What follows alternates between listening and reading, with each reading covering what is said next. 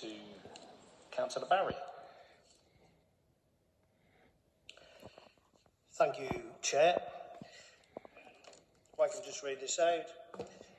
As part of his submission to the Resources and Services Overview and Scrutiny Committee at their budget scrutiny meeting on the 11th of January 2023, the portfolio holder for leisure and tourism said in a written answer to a question from myself, "You will be aware that the Council has already taken the difficult decision to no longer invest in joint use facilities owned by an external organisation.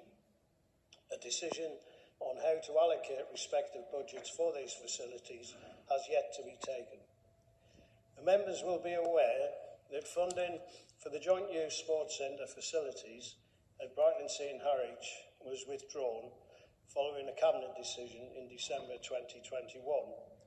The rationale for this decision was to make a straightforward cost saving in respect of both revenue spending and capital investment.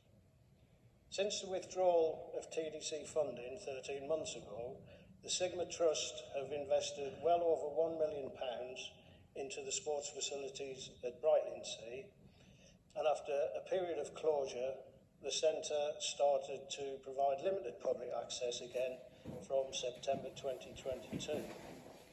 Can Councillor Porter confirm whether there are any plans to allocate the £60,000 estimated savings from Brightlingsea Sports Centre to provide funding for future sports development in the town as part of the new district sports strategy?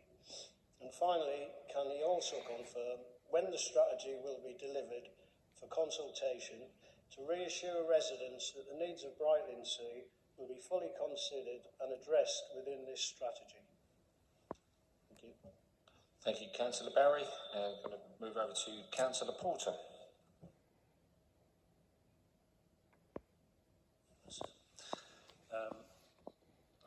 That's my answer. I'll read what I wrote back. If you can call this standing anyway, I'll bend over and read this. Thank you, Councillor Barry, for your question and your update to full council on the community use of the Sigma Trust sports facilities in Brightlingsea. It is excellent news that the Sigma Trust have invested so heavily in their own facilities and continue to provide public access, which is what they said they would do when the joint agreements would come to an end. When the sports strategy comes forward in the summer, it will consider the needs of the whole district, including Brightlingsea. As part of our support of the Sigma Trust facilities in Brightlingsea and Harwich, from last July we allocate £25,000 to support the set-up of sports groups. I am pleased to let you know that a further new grant scheme to support increasing levels of physical activity in the district is due to be brought forward shortly. This is being funded through the UK Shared Prosperity Fund and will be eligible to local clubs, organisations around the district. Once further information is available, we will be updating members and the local community.